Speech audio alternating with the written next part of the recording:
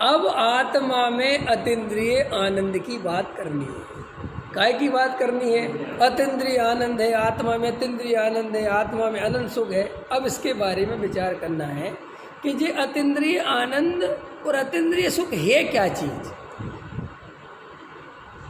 ये अगर आपको समझ में आ जाए आज के प्रवचन में, तो आपकी बहुत समस्या सॉल्व हो सकती है। क्या चीज़ है? पहले अरहंत एक बात बताओ, आनंद है क्या चीज़? सुख क्या चीज़ है? सुख किसे समझते हो आप? आपको सुख का जो कुछ भी अनुभव आता है, उस सुख के बारे में आपकी क्या धारणा है? सुख माने क्या? बताओ, जो तुम्हें लगता हो सुख माने क्या? तुम्हें सुख है ना, मुझे आज बहुत सुख है। क्या सुख है? सुख माने क्या? बताओ, सुख माने क्या? निराकुलता। एक शब्द है निराकुलता। अब ये थोड़ा शास्त्रीय शब्द है, अपन इसको हिंदी कर लेते हैं, नॉर्मल कर लेते हैं। निराकुलता का अर्थ होता है सीधा सा गणित के कोई इच्छा नहीं रहे, उसका नाम निराकुलता। इच्छा हुई आकुलता, इच्छा मिटी निराकुलता। सरल हो गया मास्टर जी। इच्छा हुई, इसका नाम क्या है? आकुलता। इच्छा मिटी, इसका अर्थ है आनंद माने इच्छा का नहीं होना।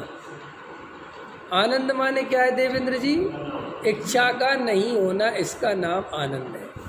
अब हम इच्छा मिटाने के लिए इंद्रिय सुख की ओर भागते हैं।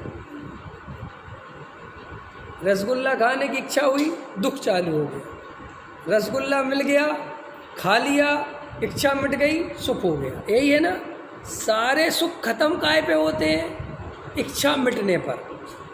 सारे सुख काय पे चालू होते हैं? इच्छा उत्पन्न हुई तो दुख, और इच्छा मिटी तो सुख। ये और तो कुछ नहीं है। इसके अलावा सुख के बारे में और कुछ तो नहीं जानते? और कुछ पता है? और किसी को सुख समझ में आया कि इसके अलावा भी कोई सुख है? एक अरबपति को महल बनाने की इच्छा हुई, ये दुख, और महल बन गया सुख। महल बन गया तो महल बन गया, ये सुख नहीं है। महल बनाने की इच्छा अब मिट गई तो सुख हो गया, क्योंकि उस जाति की आकुलता मिट गई।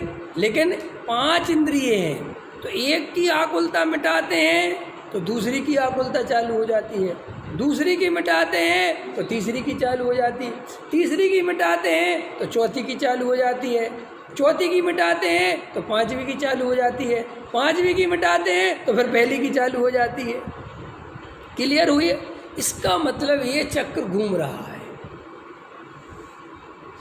और मैं इस चक्र में फंसा हुआ हूं।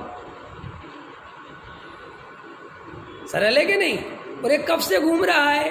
अनादिकाल से घूम रहा है। और मुझे ये समझ में आ गई है कि ये चक्र खत्म नहीं हो सकता, क्योंकि पॉसिबिलिटी ये नहीं है इसमें, क्योंकि एक इच्छा भोगो दूसरी आ जाती है, और मज़ेदार बात है दूसरी भोगो फिर पहली आ जाती है। तो ऐसे तो मैं मर जाऊंगा भोगते भोगते, क्योंकि ये कहानी निपटेगी नहीं। अब आचार्य कहते हैं कि ये तो हमने तुम्हें कहानी सुनाई इंद्रिय सुख की, कि ये है इंद्रिय सुख, जिसमें कितनी ही कोशिश करो बना रहता है दुख, उसका नाम है इंद्रिय सुख। पकड़ में आ गया? अब देखो, अब आचार्य कहते हैं हमें तुम्हें ये समझाने की जरूरत नहीं है कि सुख क्या है। सुख तो तुम समझते हो, सुख तो समझते हो, भले ही क्षण भर का समझते हो, समझते तो।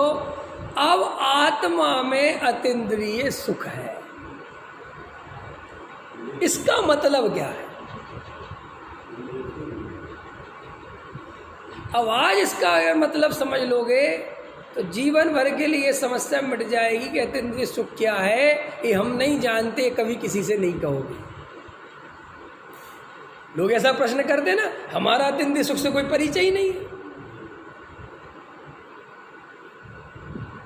लेकिन अतीन्द्रिय सुख से परिचय नहीं है, लेकिन सुख से परिचय है। और वो सुख अतीन्द्रिय जैसा ही है, घबराना मत, लेकिन अतीन्द्रिय नहीं है, क्योंकि वो इंद्रियों से आया है।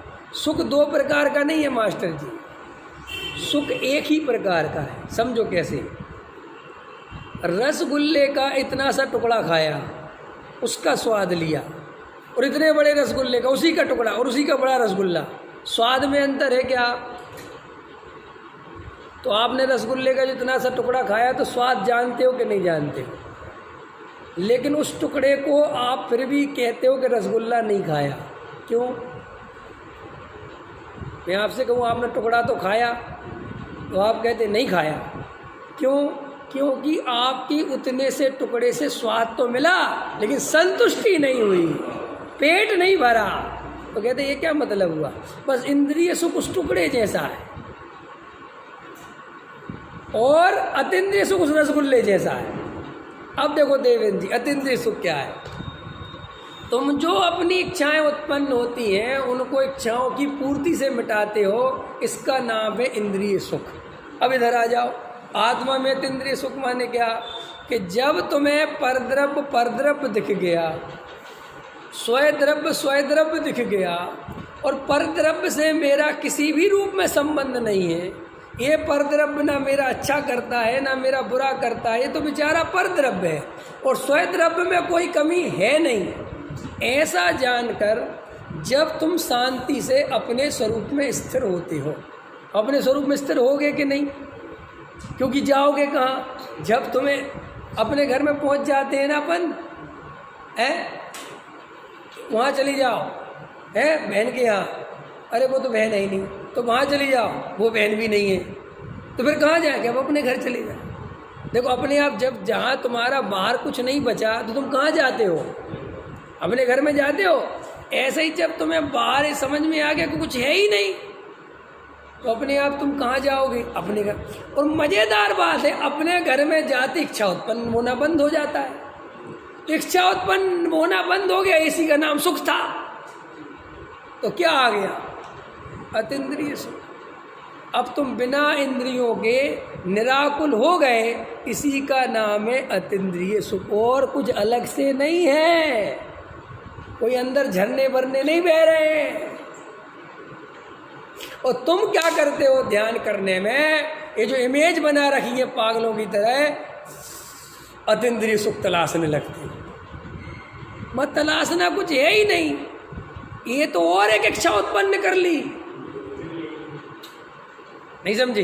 बाहर से हटे जैसे तैसे, अंदर क्या है, आत्मा कैसा है, आत्मा कैसा दिखता है, आत्मा का अनुभव कैसे आता होगा, क्या होता होगा। फिर भैया आत्मा दिख जाए, अब ले दुख मिटा कहाँ? जे तो दुख बढ़ गया और कई गुना बढ़ गया, क्योंकि यहाँ अमूर्तिक की दौड़ है। वहाँ तो कम से कम मूर्तिक की दौड़ है, रसगुल्ला उठा के खा भी लोगे। अब यहाँ तो कुछ दिखने बिकने वाला है नहीं, और तुम चेष्टा में काहे की लग गए? देखने की। सो इसलिए लोग घबरा के कहते कि अंदर तो हमें कुछ समझ में आता ही नहीं, लेकिन अंदर समझना है ही नहीं। क्या कहा मैंने? मास्टर जी आँख बंद भी नहीं करना तुम्हें, तुम आँख खोल के बेतराग भाव से बैठे रहो। बस जहाँ दृष्टि जा रही देख रहे, कोई बात ना अच्छा ना बुरा, देखो आनंद आएगा।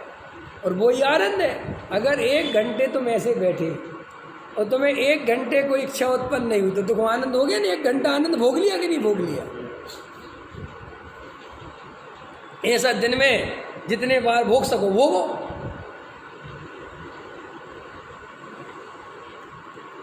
तुम्हें कुछ नहीं सूझता तो क्या करते हो? मोबाइल खोल लेते हो। काहे के लिए खोला? अब आजकल तो मोबाइल बहुत अच्छी चीज़ है ना, उदाहरण समझाने के लिए। तुमने मोबाइल खोल लिया, मेरा प्रश्न है काहे के लिए खोला? फेसबुक खोली, काहे के लिए खोल ली? सोशल मीडिया पे लिखने लग गए, काहे के लिए? कर रहे ना, परेशान। और सुनो, उससे मिलता क्या है? सिर्फ परेशानियाँ। मिली कि नहीं? रसगुल्ले घर में बने हैं, एक रसगुल्ला सुबह खा लिया, एक रसगुल्ला दोपहर में खा लिया, एक शाम को खा लिया। क्यों खा लिया? मज़ा आता है। मज़ा आता है कि नहीं आता? हाँ मज़ा आता है। ऐसे आचार्य कहते तुम एक बार वीतरागता का मज़ा लेना सीखो। काय का मज़ा लेना सीखो।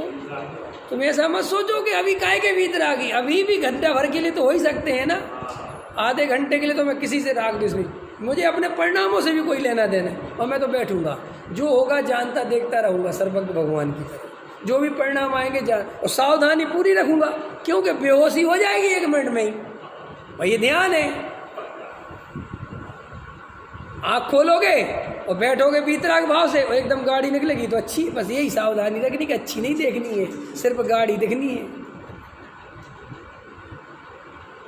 और फिर आँख बंद हो जाए अपने आप तो आँख बंद भी कर लेना, ना तो उसे जबरदस्ती बंद करने की चेष्टा, क्योंकि जबरदस्ती बंद करने की चेष्टा भी चेष्टा ही है। ये बात अच्छे से समझ लो। अरे बहन जी आज समझ में आ गया ध्यान कैसे करना है। इससे ज़्यादा ध्यान की सरलतम विधि कोई दूसरी नहीं हो सकती।